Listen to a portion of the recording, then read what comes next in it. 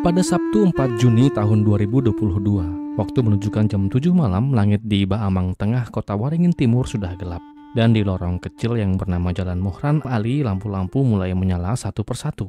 Namun di sebuah losmen tua yang bernama Losmen Nurwanti, keadaannya berbeda. Tempat itu masih gelap, tak ada cahaya dari losmen itu. Padahal biasanya lampu depan selalu menyala sebelum maghrib.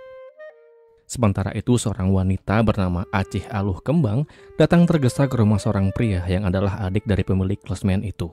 Rumahnya nggak begitu jauh, napasnya terengah, suaranya tergetar, dan kata-kata pertama yang keluar dari mulutnya adalah, "Bang, di kamar Bu Haji kayaknya ada yang nggak beres, dia nggak bangun-bangun."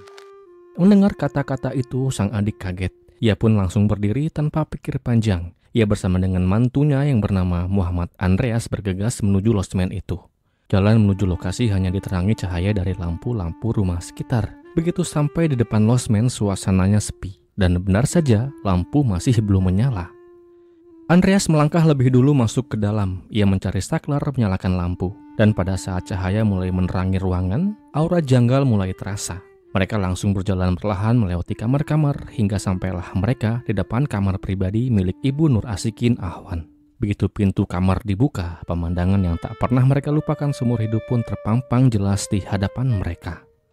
Tubuh Ibu Haji terlentang di atas ranjang, lehernya terberat anduk putih. Noda merah membanjiri di area sekitar wajahnya. Matanya tampak lebam, seolah baru menerima pukulan yang sangat keras. Satu anting di telinga kirinya pun hilang, dan kulit tubuhnya mulai membiru.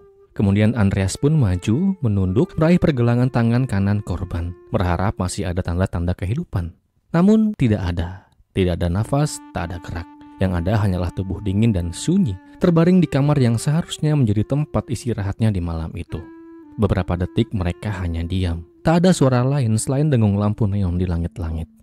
Dan di antara rasa kaget dan duka itu, mereka mulai sadar bahwa perhiasan yang biasa dipakai oleh ibu sudah tidak ada.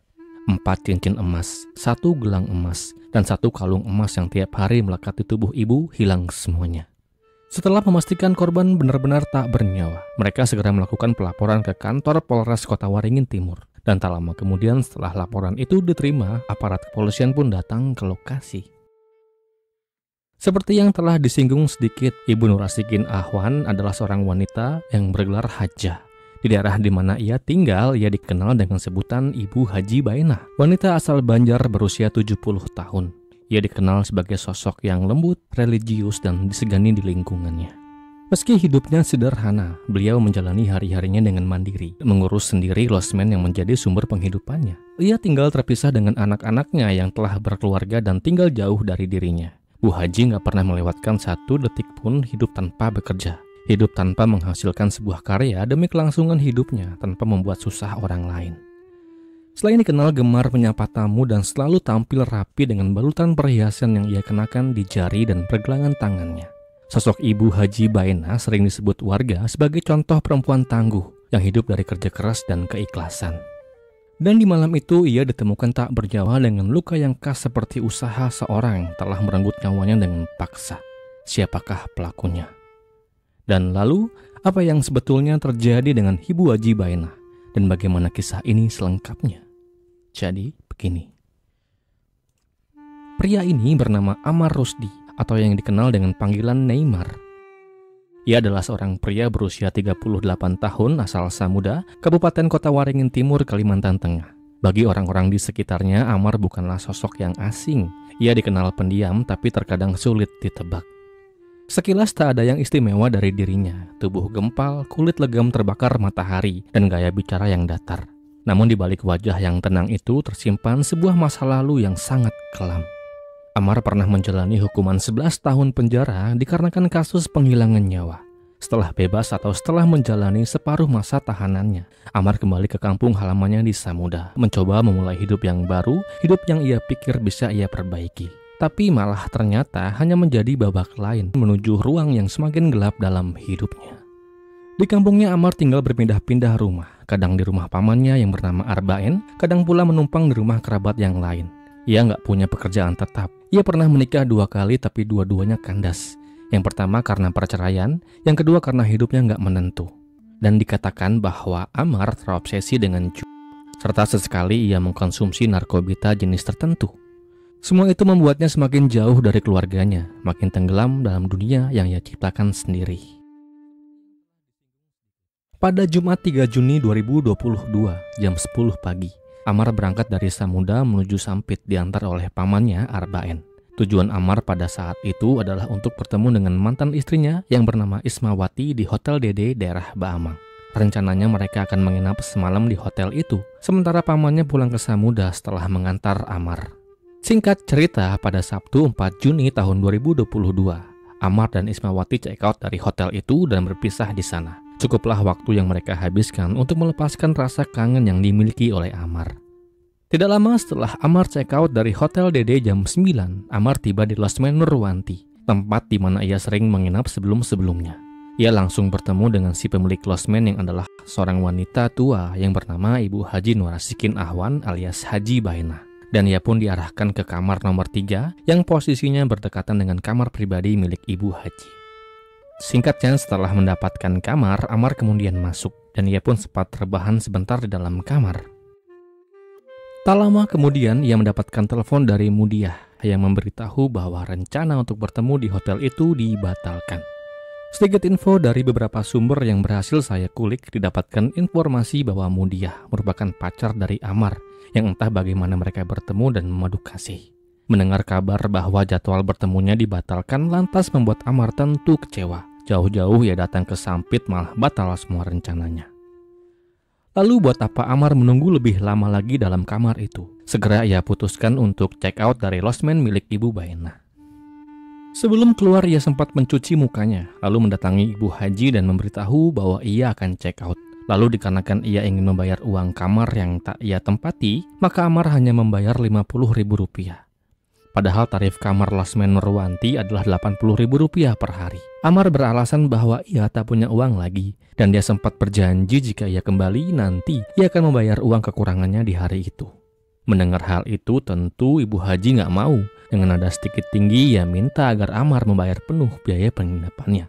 Cekcok kecil itu kemudian membuat Amar naik pitam. Si ibu yang pada saat itu lagi duduk di kursi sambil nonton TV tanpa pikir panjang. Amar menampar wajahnya 2 kali dari arah belakang mengenai pipi kanan korban. Si ibu sempat berteriak minta tolong, berdiri dan berusaha melawan.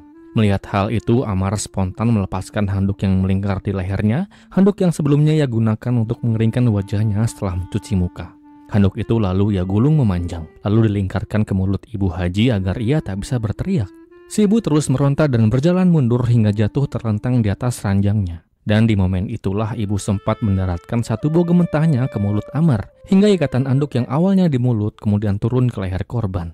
Amar yang dikuasai emosi kemudian menarik handuk itu dengan sekuat tenaga leher Ibu Haji sambil ia tekan dada si ibu dengan kedua sikunya agar si ibu tak bisa bergerak. Lalu dikarenakan tak kuat menerima betapa serangan itu sungguh membuat wanita 70 tahun itu tak berdaya. Akhirnya Ibu Haji Baenah pun dipanggil Tuhan yang Maha Kuasa. Saya ucapkan duka yang mendalam. Demikian setelah tak bisa menahan rasa emosi yang memuncak yang berakibat perginya Ibu Haji. Lalu muncullah niat lain, bukan lagi marah, tapi ingin mengambil barang-barang berharga milik korban. Ia melepas 1 gelang emas, 4 cincin emas di jari-jari korban. Kemudian ia ambil 1 handphone milik korban yang ada di atas ranjang dekat kaki korban. Setelah berhasil melumpuhkan targetnya, Amar kemudian meninggalkan kamar korban dalam keadaan korban terbaring terlentang di atas ranjang dengan handuk masih melilit di lehernya.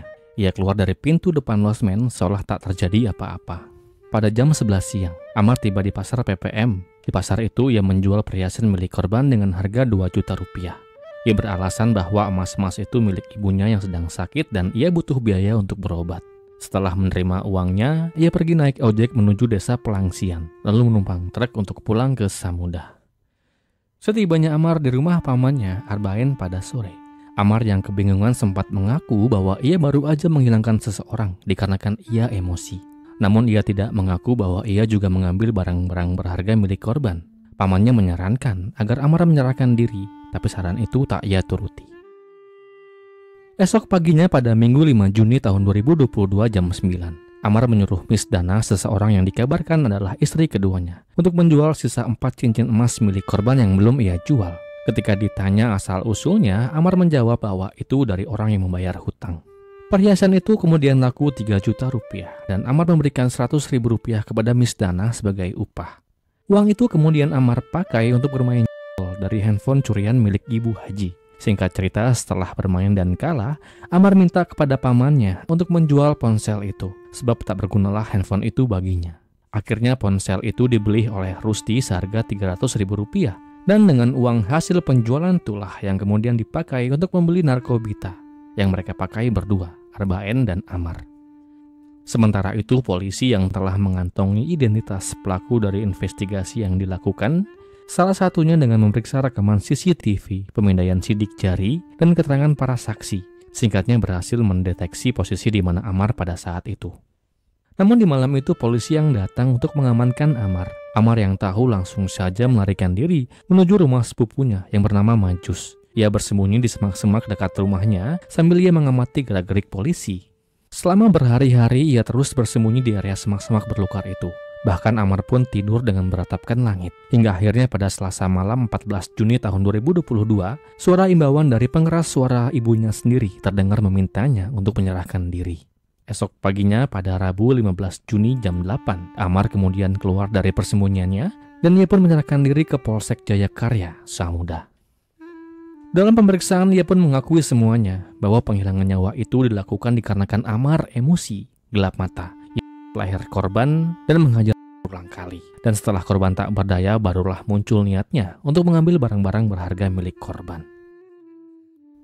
Dan di dalam persidangan yang kemudian digelar di Pengadilan Negeri Sampit, melalui majelis hakimnya kemudian menjatuhkan hukuman kepada Amar Rusdi dengan hukuman seumur hidup. Tak ada ampun bagi Amar, sebab ini adalah vonis kedua yang ia terima dalam hidupnya. Semoga hukumannya bisa sungguh membuatnya insaf dari segala hal buruk yang ada dalam dirinya. Amin. Demikianlah kisah ini, semoga akan terus ada pelajaran yang kita bisa ambil dari kisah ini. Dan kisah ini pun berakhir.